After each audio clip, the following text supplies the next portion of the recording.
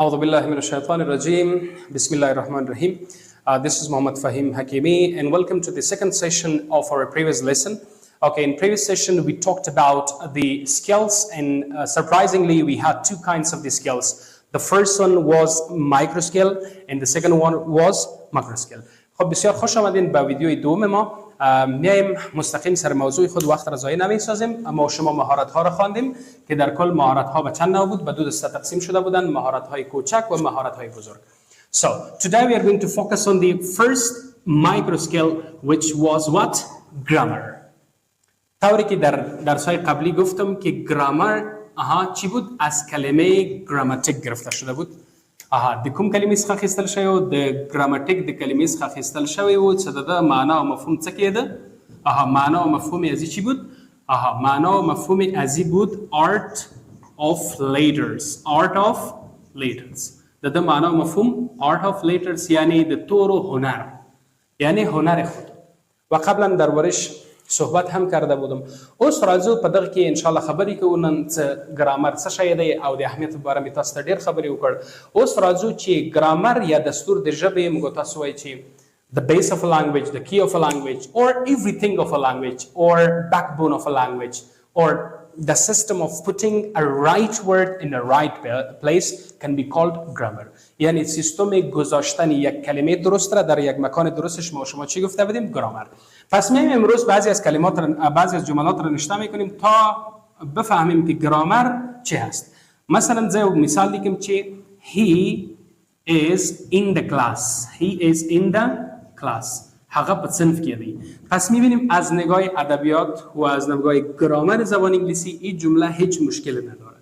او څنګه چې موږ تاسو په تعریف کې ویله چې ګرامر سیستم دی کې خودل د درست کلمات په درست ځای کې دی. So here is a time to change its place. اوس د وخت دی چې د ځایونه تبدیل کو تر څو چې وګورو چې آیا دا جمله صحیح دی کنه دی. مثلا زه به از دلته ولیکم، ان بدلته ولیکم، هی بدلته ولیکم، کلاس بدلته، او دا کلمه په آخر کې.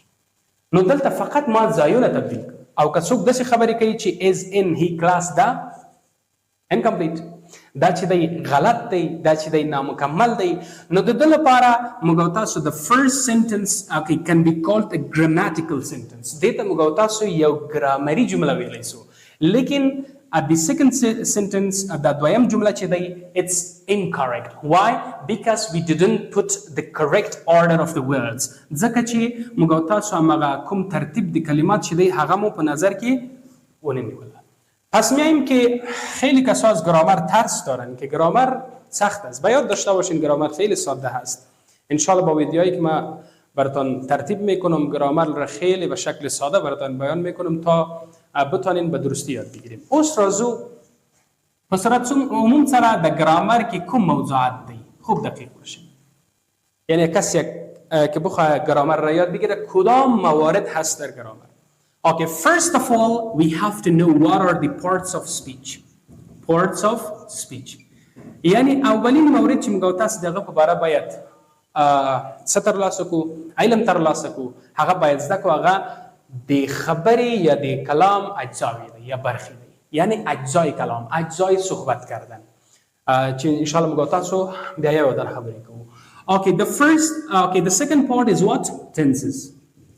کله چې په یو جمله کې کوم کلمات راځي چې هغه عبارت دی له parts of speech څخه یا اجزای کلام، کلماتی که در داخل یک جمله میآید وقتی که اونا رو ما بشناسیم در این صورت زمانه خواندن یا تایم خواندن یا وقت خواندن که در کل tenses برش میگیم این خیلی ساده میشه براتون. چرا؟ به خاطر که هر یک از کامپوننت و هر یک از پارت از جمله را ما شما میفهمیم که هیچی هسته.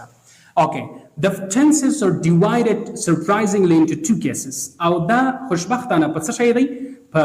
په دوه برخو ویشل شوی چې یو ته وایي موږ تاسو active tenses او بل ته وایي څه passive tenses. حالا میایم که active به معنای فعال او passive به معنای مجهول یا غیر فعال یا معلوم او مجهول. پس میایم که active چی هست و پاسیو چی هست. انشالله یک دانه صحبت میکنیم اما حالا کمی براتون اشاره میکنم. هرگاه فاعل در جملات مهم باشد، مثلا میگیم من مکتب میروم، درست است؟ پس در این جمله یا من احمد را کمک میکنم. چون جمله اولی به پاسیو تبدیل نمیشه. من احمد را کمک میکنم، ز احمد سره کمک کوم. نو دلته د ز کلمه مهم شد ځکه مو په سر د جمله کې استفاده کړو. اگر بگیم که احمد توسط ما کمک می شود، یعنی نسبت به فاعل در اینجا مفعول یک برجستگی نشان داده شد برش، یعنی مهم شد. پس هرگاه فاعل در جملات مهم بود اکتیو استفاده میکنیم که در این ما شما چند زمانه داریم، انشالله حال بحث خود کردیم. در 12 زمانه داریم که در کل 3 زمان داریم و در 3 زمان 4 زمانه های فرعی وجود دارد. So, but in passive voice, so the object is so important. په passive voice کې object ډیر مهم دی. نو په دغه صورت کې موږ تاسو بیا اته څلرو اته هغه زمانی لرو چې په passive باندې تبدیلیږي. No, second issue in grammar is what tenses, both in active case and also in passive case. Okay, the third one is what? The third one is sentence. And we have to know the kinds of the sentence. جمله را باید بشناسیم. باید داشته باشیم که جملات از نگاه شکل و از نگاه معنا اینا میتونن به چندین کاتگوری مختلف تقسیم شدن که انشالله در درس آینده خواهد خوندیم. Okay, another part is what? narration, نقل قول. احمد به محمود میگه که علی را بگو برو کابل. یعنی مستقیما با شخص مقابل و یا لسنر خود کدام ارتباط برقرار نمیتونه، یک شخص دیگر میگه و یا میگه که پدر گفت که کابل برو. پدر خودش نیست، پدر به برادر گفته که دیگه برادر بگو که تو کابل برو. پس نقل قول است که اینا رو باید بشناسیم. و دیگه موضوعی که ما داریم conditional sentences است. conditional یعنی شرطی. conditional sentences یا جملات شرطی و یا conditional clauses هم برش میگه. او تر ټولو آخرنی برخه چې الان شاید ښکاره نشي clause دی، یعنی آخرین مرحله‌ای که در گرامر زبان انگلیسی ما یاد میگیریم او clause است که انشالله یک به یک ما شما با اینا تمامشان کار خواهد کردیم. میایم در قسمت parts of speech کمی روشنی مندازم. parts of speech یا اجزای کلام به صورت عموم به 2 دسته تقسیم شدن. First of all, okay, open elements and the second one, okay, first of the open elements and the second one what? Closed elements. Open elements هغه عناصر ته وایي چې هغه خلاص دي. خلاص پس مطلب انشالله په درسونه کې موږ تاسو وایو. So, it has got a formula NAVA and the second formula is what? PPCI. یعنی در حقیقت اینا 8 کلمه است چې دې ته موږ تاسو open elements وایو یعنی خلاص عناصر او دې ته موږ تاسو وایو closed elements یعنی بسته عناصر. خب ولی یک سوال خود کرد که ای open و closed و یا NAVA و PPCI چه هستن اینا؟ So, the first one N stands for noun, the second one adjective, the third one verb, and the fourth one adverb. انشاءالله موږ تاسو دیتا stress words هم وایي. stress word یعنی دا هغه کلمات دی د څلور کلمات چې په یو جمله کې په دغه کې ډېر فشار راځي. یعنی کله چې جمله لیکو او هغه موږ تاسو په سپیکینګ کې وایو یا مثلا ریډینګ کوو هغه باید چې ناون adjective verb او adverb سره مخامخ شو باید لږ فشار ورته ورکوو. اوکې enclosed elements یا بسته عناصر هغه عناصر ته وایي چې هغه stress words نه وي. هغه برخه دی چې unstressed دی همیشه. هغه کوم شیان شامل دي؟ the first one pronoun, the second one preposition, the third one conjunction and the fourth one interjection. نو دا هغه څلور برخې دي چې موږ تاسو ان شاء الله یو دانه بیا وایو. نن ډېر حاشیروي نه کوم ځکه چې ټول خبره په جمله کې دی. نو راځو د جملې نه ان شاء الله موږ تاسو شروع کوو. So let's start our issue with the sentence. First of all, we have to know what is a sentence. A sentence is derived from a Latin word sententia, which means a thought or opinion. The sentence kalima خدقیق اوسی کلمه sentence از کلمه لاتینه sententia گرفته شده. د کوم کلمې څخه اخیستل شوی؟ د sententia کلمې څخه اخیستل شوی چې په صورت عموم سره د معنا او مفهوم څه کیږي؟ The first one thought and the second one opinion. یعنی فکر او نظر. څه؟ فکر او نظر. یعنی هرگاه ما بخوایم که یک جمله نوشته کنیم اگر آن جمله نتوانست به ما یک نظر ارائه نماید او که چیرته د هغه څخه یو فکر ترلاسه نشي مکمل معنا ونه لري نو دې ته موږ تاسو جمله نشو ویلی. پس میایم اول یک order of later را نشته میکنیم که این جمله از کجا سرچشمه گرفته. First of all we have got what? Later. Okay, the combination of laters become a word. Okay, and the combination of word becomes a sentence. یعنی میبینیم که جمله گروپ از کلمات هستند. جمله وقتی جمله میشه که ما چندین کلمه را که با هم مرتبط باشن اونا را پای هم قرار بدیم به یک ترتیب خاص و از او یک معنای کامل به دست بیاید. در اون صورت ما او را جمله گفته میتونیم. نو سرازو هر هغه کلمات چې یو گروپ جوړ کی هغه ته موږ تاسو جمله نشو ویلی. پس باید داشته باشیم یک جمله خوب، یک جمله معنادار، یک جمله تکمیل.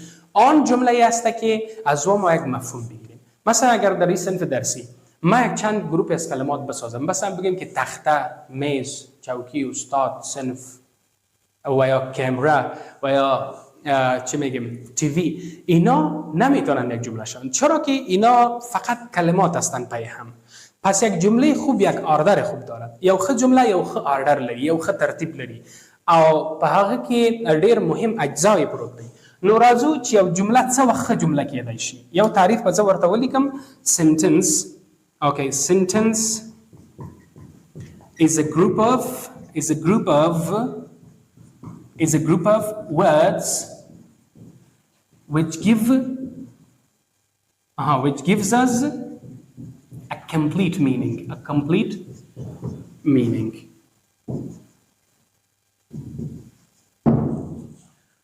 یک جمله خوب، یک جمله معنادار به آن جمله اطلاق میشه که گروپ از کلمات باشد و یک معنای مکمل را به ما چی کند؟ ارائه کند.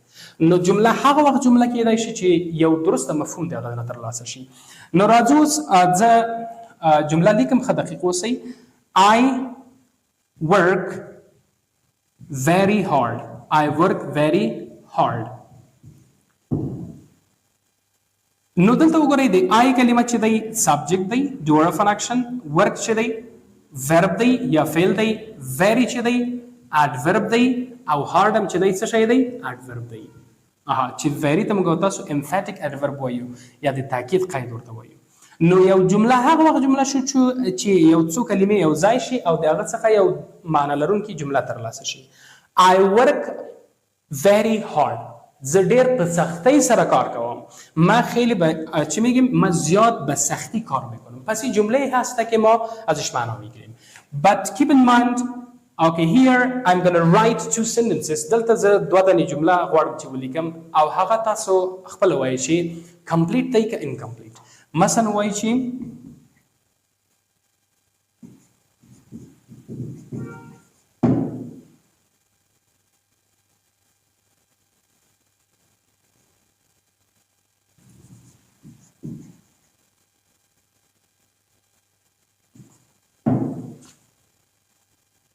خیر ایچه ما یک دو جمله نشته کنم. The first and he my friend، هغه زما ملګری.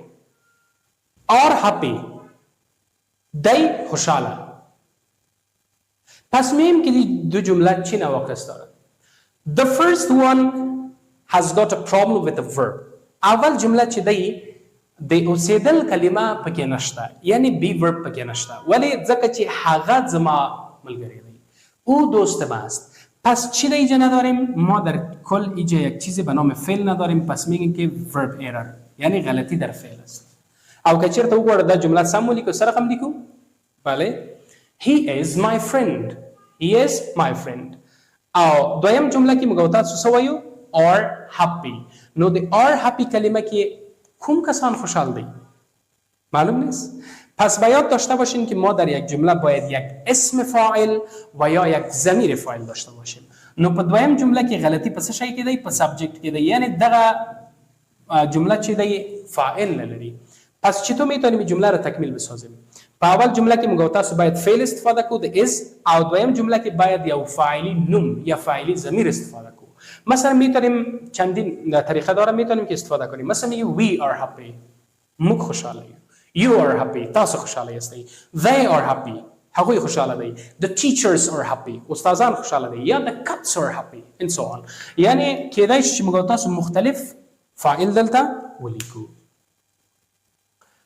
خب میایم در قسمت ازی که اگر کدام سوال داشتین میتونین در قسمت کامنت بانین. ان شاء الله در ویدیو بعدی حتما اون رو تشریح میکنم. خیر اوس راځو چې یو جمله څه شیان باید ولري. ښه دقیق اوسئ. Okay, parts of a sentence. Parts of a sentence. یعنی دیو معنی لرونکی دیو کمپلیت جمله اجزاوی یا برخی. اجزای یک جمله تکمیلی. پس باید داشته باشین که we've got 4 components. How many components? Okay, we've got مگلرو 4 components. The first one is subject. Subject or the doer of an action or the person, place or thing that we talk about. Okay, the second one is what? Verb. The third one is object. And the fourth one is complement. Okay, complement can be called, okay, with a lot of names. So some of the books, in some of the books we see that it is called EOP. EOP. Yani extension of predicate. The khabar توضیح khabar. In some of the books we see that, okay, they wrote that ROTS, rest of the sentence. یعنی دیو جمله پاتی برخه. یعنی قسمت باقی مانده یک جمله. پس باید داشتم اینا کلشون یک هستن. نو سراجو موږ تاسو د صنف شروع کوو. اول د فاعل نه شروع کوو ځکه چې هغه جمله چې فاعل ونه لري هغه ته موږ تاسو مکمل جمله نشو ویلی. پس یک جمله کامل باید داشته باشین 100% باید یک اسم فاعل و یک ضمیر فاعل داشته باشد. نو راځو سبجکت یا فاعل چې دی کوچنی تعریف د تاسو ان شاء الله بس دی چې دا دی چې the doer of an action. The doer of an action د یو عمل ترسره کوونکی ته وایي. چې دا میگه انجام دهنده یک عمل یک کار را چی میگه؟ فاعل. لیکن باید داشته باشیم که این تعریف اونقدر هم کامل نیست. ما شما در کتابای قبلی خواندیم که همین تعریف ساده بوده که the doer of an action. نو دا تعریف هر هغه جمله لپاره سم دی چې موږ تاسو پاغه کې یو عملی فعل ولرو. مثلا بگیم که I drink water. I drink water. ز اوبو څکم. پس ببینیم که در قسمت I دیجا ما I را چی میگیم؟ فاعل میگیم. اما باید داشته باشین طوری که قبلا هم باید کردم subject can be a noun or a subject pronoun. یا subject کیدای شي چې یو نوم شي و یا یک ضمیر شود. پس در این جمله میبینیم که I اسم نیست. من. کلمه من یک ضمیر است. بجای اسم مثلا حکیمی استفاده شده. I drink water. زو بوسکم. نو د drink کلمه دلته هغه عمل دی چې کار خیلی. هغه فعل دی څه شی خیلی؟ کار خیلی. یعنی در حقیقت یک عمل است. اما اگر ما یک جمله نشته میکنیم که he is a doctor. He is a doctor. هغه یو دکتر دی. او یک دکتر است. نو په دغه جمله کې هم د هی کلمه څه شی دی؟ فاعل دی. لیکن دلته موږ تاسو د هی کلمه ته ترسره کوونکی دی او عمل نشو ویلی. پس این جمله نظر به تعریف بالایی اشتباه است باید داشته باشه. یعنی هر تعریفی که میکنیم باید رو به اثبات برسونیم. So the second one is incorrect. Why? Because we've got a state verb here. And according to the definition, okay, I wrote that a subject is the doer of an action, not a state. یعنی یک فاعل انجام دهنده عمل است. نو راځو خیخه تعریف د فاعل لپاره کوم دی؟ نو راځو لیکو چې the person, place or thing that we talk about. فاعل یک شخص است، یک جای است و یا یک شی هست که ما درباره‌اش صحبت میکنیم. مثلا اگر بگیم که تخته سفید است، آیا تخته کدام کار انجام میده؟ نه خیر، اشتباه است. پس این تعریف به خاطر ازی که میگیم که تخته سفید هست اشتباه میاد. و یا میگیم که this class is big. دغه صنف لوی دی. نو دلته کوم عمل تر سره شو نه خیر، پس دا تعریف اشتباه دی. و یا میگم که I have two markers، زه دوه مارکرونه لرم. نو دلته وګورئ چې د دوه کلمه یا د مارکرونه کلمه جمع شوی او د have کلمه د درلودل ښیي، ملکیت ښیي. نو دلته کوم عمل نه تر سره شوی تر څو چې یو کس په خپل لاس وانخلي او په هغه باندې خط ونه لیکي. پس تا که یک کار صورت نگرفته این تعریفی که میکنیم اشتباه است و یاد داشته باشین. پس بهترین تعریف به خاطر یک فاعل این تعریف بوده میتونه. The person, place or thing that we talk about. هغه شخص، هغه ځای، هغه شی چې موږ هغه په اړه خبرې کوو. خیر، اوس راځو څنګه چې لږ مخکې مې ویل چې یو سبجیکټ کېدای شي، a subject can be a subject، یو فاعل چې دی can be two things، دوه شیان. Okay, the person it can be a noun or a pronoun. یعنی کېدای شي چې یو فاعل شي یا کېدای شي یو نوم شي یا کېدای شي یو ضمیر شي. پس یک اسم فاعل و اسم ضمیر فاعل ما در جملات داریم. So where should we find، ما در کجا باید به دست بیاریم the pronoun، ضمیر را، و یا the subject، the subject. ما فاعل را در کجا به دست بیاریم؟ اولین قسمت یک جملات، اولین کلمه، اولین حرف، مثل حرف آی یک حرف است. اولین مورد در جملات مثبت و منفی چی است؟ فاعل است. اما در جملات سوالیه جای اونا را helping verb و یا فاعل کمکی میگیره. نو چرته فاعل لیکل شو؟ فاعل یا کار در سر کوي. مثلا ببینین من یک کار را انجام دادم. کسی که کار انجام داد فاعل است. من یک کار را انجام دادم. اگر بگیم که احمد یک کار را انجام داد، پس احمد هم فاعل هست، اما او اسم فاعلی است و کلمه من که است ضمیر فاعل است. نو راځو دلته مثال لیکو چې I drive a car، I drive a car، ما یک موټر میرانم، زه یو موټر چلوم. نو چلول یا عمل دی. نو دلته د یو شخص مباره خبرې وشو و یا میگیم که the class is big، the class is big، دا صنف څه شی دی؟ لوی دی. این صنف بزرگ است. پس در این جمله که میگیم the class is big، دلته د یو ځای په باره خبرې شوی، دلته کوم عمل نه ده ترسره شوی. And the second one thing، the marker is blue، the marker is blue، دا مارکر چی دی؟ څه شی دی؟ آبی دی. این مارکر چی است؟ آبی است. پس میبینیم که کلمه مارکر چیزی است که ما درباره‌اش صحبت میکنیم. خب به خاطر که ویدیو طولانی نشد، اما قدر امروز کافی است. درباره verb، object و complement و انشالله parts of speech و یا اجزای کلام و یا هر موردی که انشالله نیاز بود با اونا ویدیو می سازیم. اولین مورد را خلاص خود کردیم انشالله. بعد از او ویدیوی بعدی ما در قسمت pronunciation خواهد بود. باید داشته باشین pronunciation is very important for the speaking. Have a good day. Thank you very much.